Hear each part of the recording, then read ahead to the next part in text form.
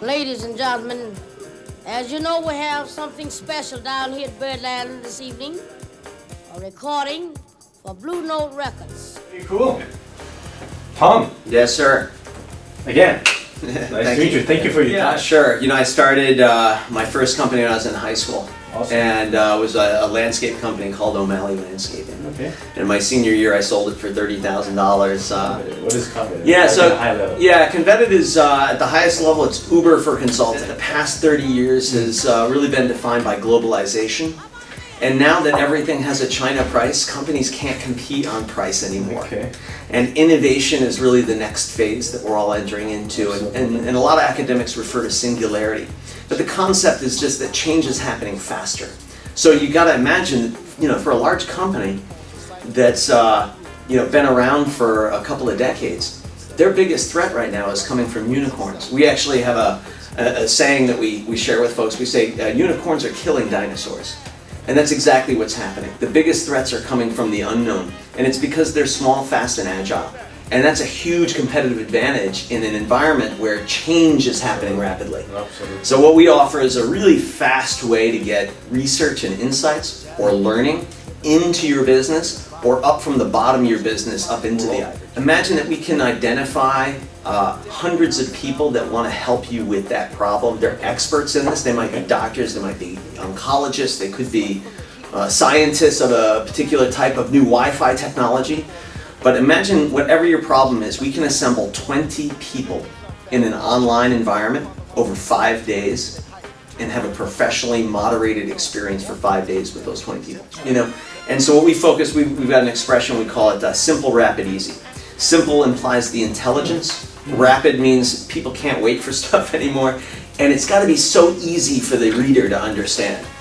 So I think your McKinsey type consulting has erred on the side of overcomplicating their messages when really people just need a clear answer and move forward. We make that really visually appealing, usually in about 5-6 slide infographics. If you call up Gartner or IDC or a consulting company, their whole goal is to scope out a very large project, right? Yeah. And the goal of the company is to get a very simple answer quickly without a lot of effort. You know, and so the whole thing was a mismatch for where we are today. Yeah. And so you know, just in our past year of existence, we've been able to work with over 30 Fortune 500s. Oh. Yeah, wow. And in fact, awesome, we'll do more revenue in Q1 than we've ever done. Product went live about a year ago. Okay. And we took on some beta clients this time last year.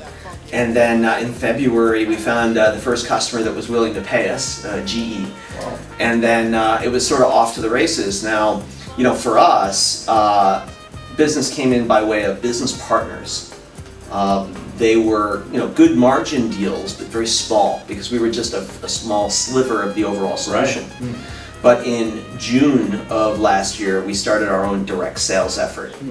And that's what we're now reaping the benefits of. So yeah, in fact, we did more in December than we did the whole year prior, or the 11 months prior. That's awesome. What value do you have to whom? Right. And it sounds simple. It sounds like you could sit down and think that through and come up with something that's going to work.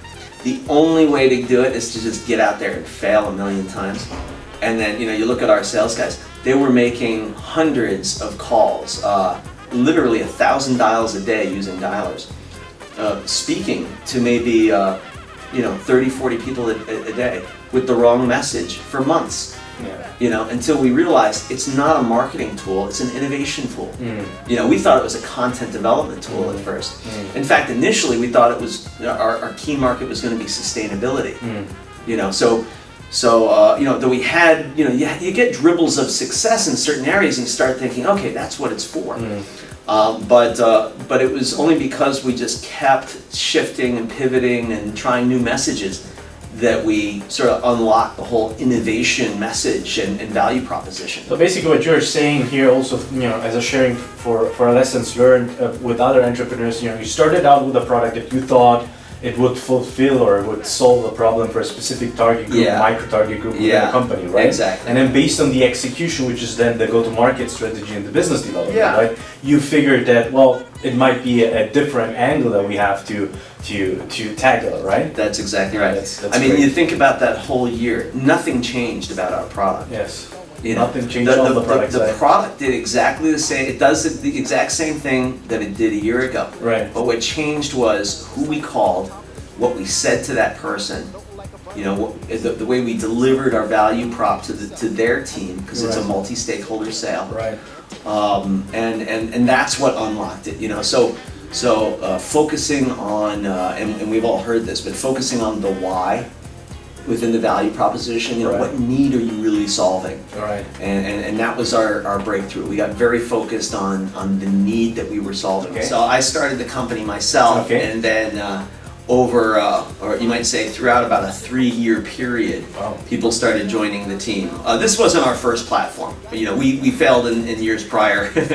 And I say fail, but what I really mean is we learned. You know, I spent a lot of money, of my own money, on that learning curve, trying to understand what it takes to produce software, what it takes to produce a product that people actually want to use. It's one thing to have people involved. It's another thing to have people committed. Yeah. You know, there's that old expression about a breakfast, right? The chicken's involved. The pig is committed, right? And what's different about the main shift for us about a year and a half ago was finding a really talented developer that believed in our vision, and he rebuilt our entire platform within 3 months. Wow. And then 3 months after that is when we had that commercial offering. Right. So it's a process where the expression is you got to kiss a lot of frogs to find a prince, but it's just about staying, persistent. Right. And knowing that, this person that I'm working with now doesn't need to be the one that is going to be the ultimate person, but might be a person that can help introduce me or get me to that next layer.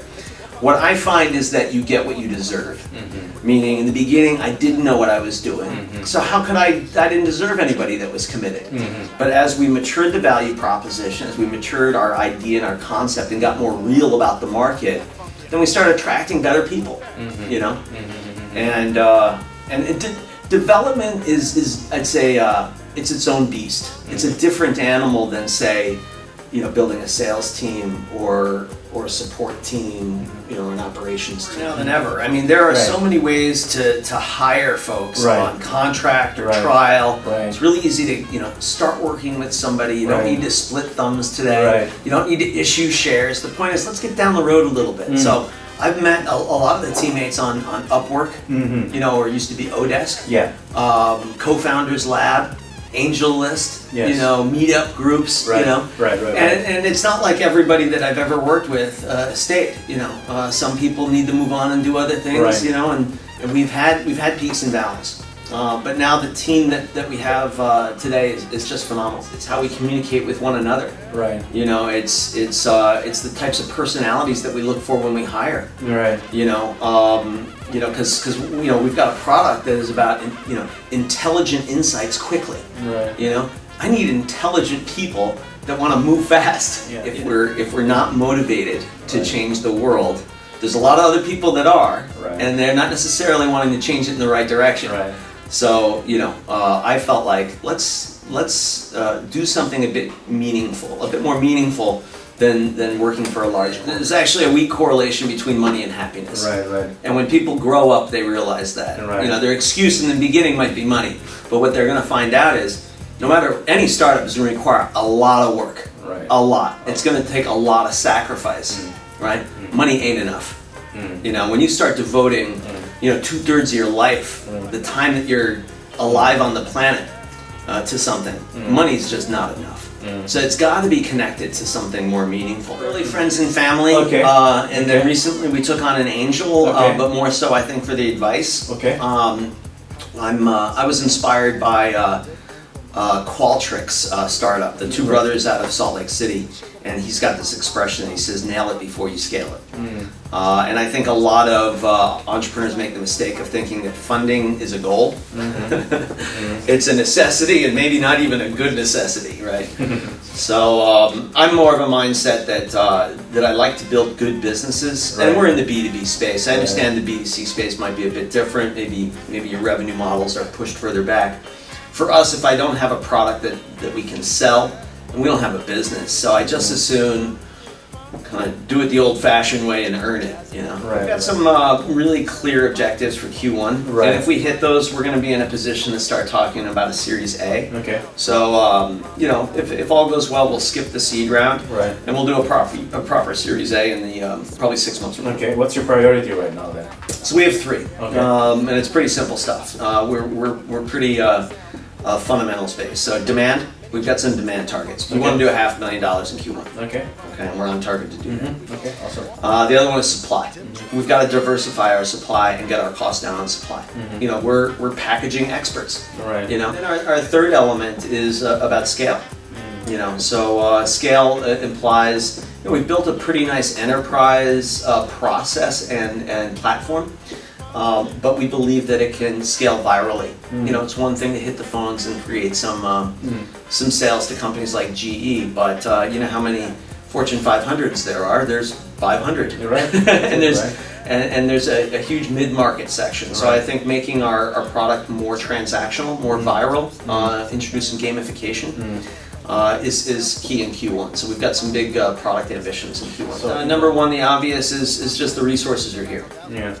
You know, you want a good lawyer, they're right down the road. You want to go raise some money, they're all right here. Right. And because of the density of startup here, there's more probability of serendipity.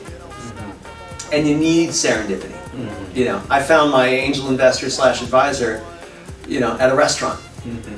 You know, and so these kind of things happen all the time. You know, so you know, it's an ecosystem where it has enough density for magic to happen.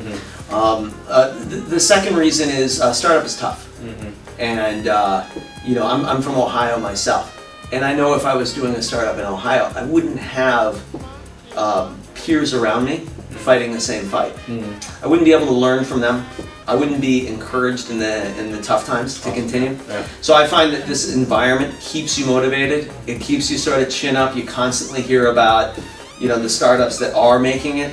You know, not just the Ubers and the, you know, the unicorns that the rest of the world hears about, but you know, neighbors down the hall here in this office, you know, who are making impact, and be able to have a lunch with them and pick their brain. Dragging our feet on developing our own direct sales strategy, and I just happened to meet a guy at a mixer who had this smile ear to ear, and I said, "You must have figured something out. What is it?" That's awesome, yeah. And he said, "Direct sales, baby." I said, "Tell me." I said, "Tell me what I should do." Right. You know, why is it that you're doing this? You know, why you? You know, well, why is this your flag to, you know, charge up the hill with? Because there is no such thing as easy, and you got to have something, you know, that you're convinced of, that you keep coming back to, where it's like no matter what you hit, you keep coming back to that same reason, that same linear line of logic, because this is why I'm in it anyway. You know, and then it becomes much more around the journey than the destination. And then if you're enjoying the journey, you're never failing. If you're only focused on that outcome, you know, that funding round, or, you know, you're gonna have a miserable time doing this, because there's a lot of work between now and then. Great story. Good stuff. Hey, stay in touch. Yeah, okay? indeed.